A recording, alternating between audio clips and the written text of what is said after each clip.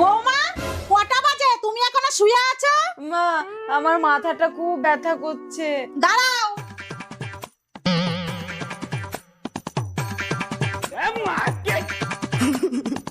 ব্যথা হলে এইভাবে বাঁধতে হয়, তাহলে ব্যথা কমে যায়।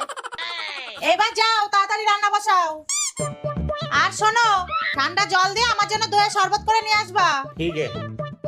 এইটা নাকি শাশুড়ি, এবার এমন শরবত খাওয়াবো না, জীবনেও শরবত খেতে চাইবে না। এই নিন। बाबू बाबू বসো, আসছি।